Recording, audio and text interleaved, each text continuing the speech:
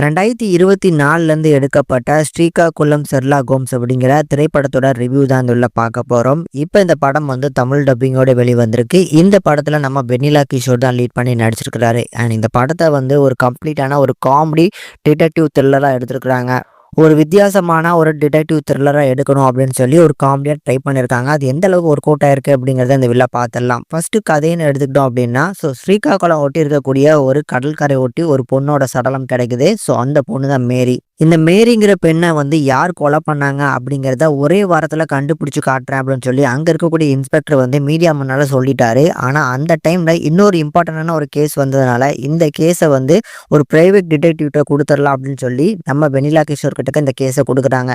நம்ம வெண்ணிலா கிஷோர் வந்து இந்த மேரிங்கிற பெண்ணுக்கு என்ன நடந்துச்சு அப்படிங்கிறத கம்ப்ளீட்டாக கண்டுபிடிச்சாரா, அந்த மேரிங்கிற பெண்ணை யார் கொலை பண்ணாங்க, இதுக்கான பதில் தான் வந்து பார்த்தீங்கன்னா இந்த படத்தோட மொத்த கதையுமே. இந்த படத்தோட போஸ்டருக்கு ஏற்ற மாதிரியே நம்ம மிஸ்டர் பீன், சார்லி சாப்பன் இவங்க மாதிரியான ஒரு கேரக்டர் வந்து ஒரு டிடெக்டிவாக இருந்தால் எப்படி இருக்குமோ அதுக்கேற்ற மாதிரியான ஒரு கேரக்டராக தான் வந்து நம்ம வெண்ணிலா கிஷோரோட கேரக்டரை டெவலப் பண்ணியிருக்காரு இந்த படத்தோட டேரக்டரான மோகன்.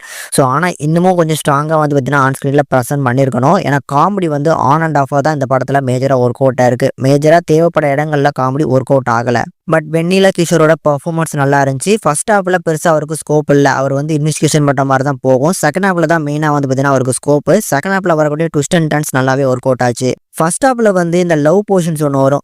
அந்த போர்ஷன் எல்லாமே நல்லா ஃபீல் குட்டான வைப்பில் நல்லா ஒர்க் அவுட் ஆச்சு. ஆனால் எப்போ இந்த இன்வெஸ்டிகேஷன்லாம் ஸ்டார்ட் ஆகுதோ ஒன் பை ஒன்னாக ஒவ்வொருத்தட்டாக இன்வெஸ்டிகேஷன் பண்ணவர் அந்த போர்ஷன் எல்லாமே ட்ராகிங்காக தான் இருக்குது. ஃபர்ஸ்ட் ஹாஃபை கம்பேர் பண்ணும்போது செகண்ட் ஹாஃபில் வரக்கூடிய ஒரு சில விஷயங்கள் இந்த கதாபாத்திரங்கள் தான் இப்படி பண்ணியிருக்காங்க அப்படின்னு சொல்லி இந்த கிளைமேக்ஸில் ரிவால்வ் ஆகுது பாருங்க. அந்த இடத்துல இருந்து படம் பார்க்கறதுக்கு ஓரளவுக்கு இன்ட்ரெஸ்ட்டாக இருக்கும். கண்டிப்பாக ஒரு ஒன் டைம் பார்க்கக்கூடிய ஒரு ஆவரேஜான ட்ராமா. காமெடி ஆன் அண்ட் ஆஃபாக ஒர்க் அவுட் ஆயிருக்கு. முடிஞ்சால் ட்ரை பண்ணி பாருங்கள். தமிழ் டப்பிங் நல்லா தான் இருக்குது.